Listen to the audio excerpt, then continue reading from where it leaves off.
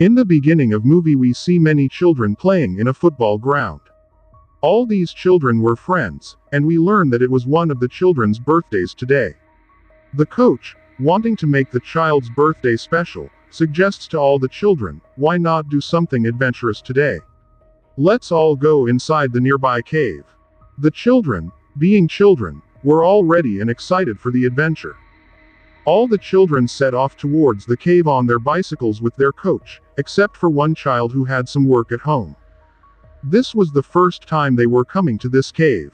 In their excitement, they didn't realize when they reached the third chamber of the cave.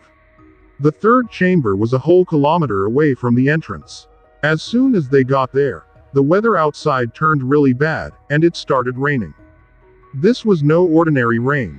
It was a stormy rain, the kind that doesn't stop for many days in Thailand. The scene cuts to show the parents of the children. The parents were preparing for the birthday party of the child whose birthday it was today, but none of the children had returned home yet. They were tired of waiting, and then the child who couldn't join the others informed the parents that all the children had gone to the cave together. The rain was pouring heavily, and the cave was already known to be dangerous. Alarm bells started ringing in the parents' minds, and they immediately called emergency services. Emergency rescue team drivers entered the cave, which was completely flooded. There was no trace of the children. These rescuers managed to reach the third chamber of the cave, which was the last known location of the children as shown in the movie. The condition of the drivers deteriorated in the water-filled cave, and after several hours, they barely managed to get out. Their condition was so bad that they couldn't even help anyone else. On the other hand, outside the cave, the parents were waiting for their children. However, they received the bad news that their children were not inside the cave. The parents' hopes were dwindling as they wondered if they would ever see their children again. The next day arrived, but the rain hadn't stopped, and the cave was continuously filling with water. Various types of pumps were used to try to remove the water from the cave, but these efforts were not very effective. The news went viral that 13 children were trapped inside the cave. People from the entire city came to help, and hearing this news, a boy from another city also came to help. This boy was very familiar with caves and mountains. He spoke to a man near the cave and said he believed that the cave was not filling with water just from the rain, but because there were many sinkholes over the cave allowing water to rush in. The old man found the boy's observation to be correct, and without wasting any time, they both went to check above the cave. They found many sinkholes through which water was entering the cave rapidly. They did their best to close these sinkholes to prevent more water from entering the cave, thereby increasing the chances of the children being rescued. 5 days passed, and there was still no sign of the children. The divers from Thailand had failed to locate the children, so the Thai government sought help from the English government. The English government sent their 2 best expert divers, named Ray and John. Without any delay, they arrived in Thailand and went to the cave. Their first mission was to rescue the children. Wearing their diving suits, they entered the cave.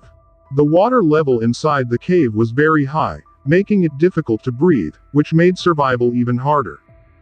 They ventured 800 meters, 900 meters, 1000 meters, and even up to 1600 meters into the depths of the cave but found no trace of the children. At this point, they encountered an engineer who had come to install pumps but was experiencing repeated panic attacks due to the high water level. John and Ray tried to save him. John gave him his oxygen mask and instructed Ray to somehow get him out of the cave. The engineer was panicking so much that rescuing him felt like the biggest mission. Somehow, Ray managed to get the man out safely. Ray then took John's oxygen mask and quickly went back inside. John also took another oxygen mask, and both of them came out of the cave safely. Upon coming out, when everyone asked about the condition inside, they had to reluctantly deliver the bad news that they found no trace of the children up to 1600 meters. It was possible that the children had gone even further or that they had perished, but there were no bodies either. 7 days had passed since the children got trapped inside. The divers couldn't just sit idly by, so they decided to search beyond 1,600 meters. However, the continuous rising water level in the cave was a problem, and they had to wait for the rain to stop. To ease their difficulty, the same boy who had previously sealed the sinkholes entered the scene. He met with the governor and suggested diverting the water flow from the cave. By diverting the water, it would flood the crops, which would be destroyed, but the chances of saving the children would increase. The governor found sense in his suggestion and met with all the farmers to discuss this idea. The governor knew that this would cause a significant loss to the farmers, but it would save the children. The farmers, too, agreed that the lives of 13 children were more important than their crops, so they accepted the governor's idea. Finally, the water flow was diverted. As soon as the water level in the cave decreased, Rick and John went inside the cave again. This time, they traveled more than 2,200 meters, but still found no signs of the children. They were about to turn back when suddenly, John saw a light shining. This light was coming from a narrow path. With difficulty, John went through the narrow path and luckily found all the children alive. The children were safe, and Rick and John were overjoyed to see this, but the children were in bad shape due to hunger. Rick and John made a video of the children to take outside because they couldn't bring the children out without oxygen masks. While John was making the video, the coach in the video said that it was his fault for leading the children on this adventure. However, all the children interrupted and said that it was because of the coach that they were still alive. They said he taught them meditation, gave them the courage to survive, and kept the hope alive that they would be rescued. After making the video, Rick and John told the children that the rest of the team would come to rescue them soon and encouraged them to stay strong. After coming out, Rick and John gave everyone the good news that all the children were alive and safe. They showed the video of the children, and seeing it brought immense relief to everyone. Everyone was very happy, but Rick and John had a sense of concern. They met with the governor and explained that although the children were alive and well, rescuing them was going to be the biggest challenge. The water level at the cave entrance was very high, and if an experienced engineer panicked, these were just little children. Food and water had been delivered to the children via the rescue team. Doctors had also gone in and checked the children, but no strategy had been formulated to bring them out yet. The parents of the children were getting angry at the government, asking why their children hadn't been rescued after 12 days, but the governor had no answers for them. He tried to calm the parents by saying that the children were perfectly fine, they had food and water, and they would be rescued soon. The parents wrote letters to their children, which the divers delivered. The coach feared that these letters would contain complaints about him, but instead, all the parents were thanking the coach for giving their children the courage to stay alive. Meanwhile, to rescue the children from the cave, John and Rick had called in an anesthesiologist. They planned to sedate the children, put oxygen masks on them, and then bring them out.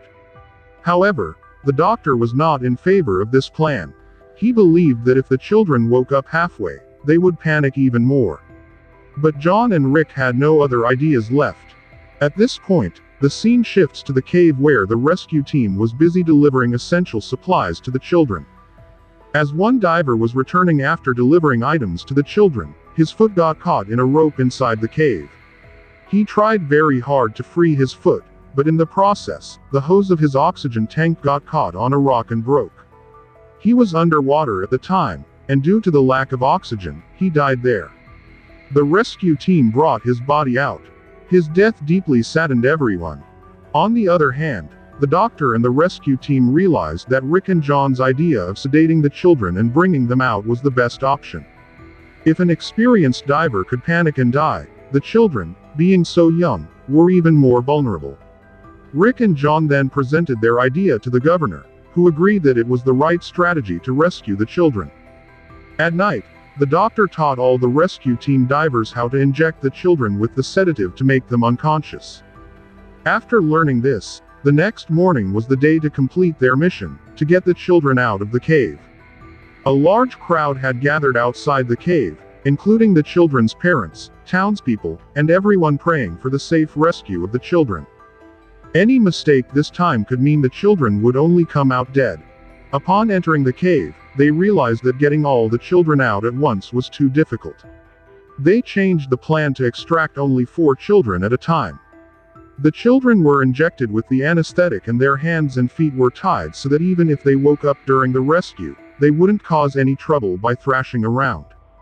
As they were making their way out, one child woke up. They had to give him an extra dose and then tied all the children together with a rope to bring them out. After many hours of effort, 4 children were finally safely brought out of the cave. The successful mission made all the divers very happy, and the parents were overjoyed as well.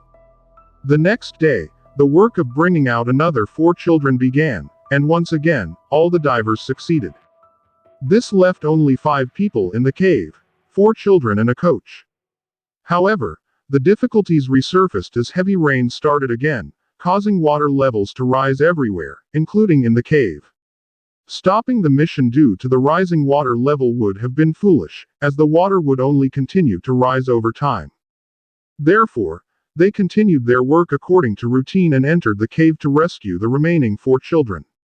This time, instead of tying the children together, each diver took responsibility for one child and carefully brought them out. After safely rescuing 3 children, the 4th diver made a mistake. He lost grip of the rope and started getting swept away by the water. He managed to stabilize himself by grabbing onto a rock, holding the child at the risk of his own life. Both the diver and the child could have died, but luck was on their side as Rick noticed them. Rick told the diver to stay strong and informed him that another diver was coming to help, but first, he would get the child to safety. Rick brought the child out and then sent another diver to rescue the stranded diver and child. Finally, they managed to rescue the child, the diver, and the coach. Their mission was accomplished. It was a team effort, and they celebrated their success, having saved 13 lives. Everyone was very happy. With this movie concludes. I hope you have liked this movie recap. Please like, share and subscribe for more real recaps.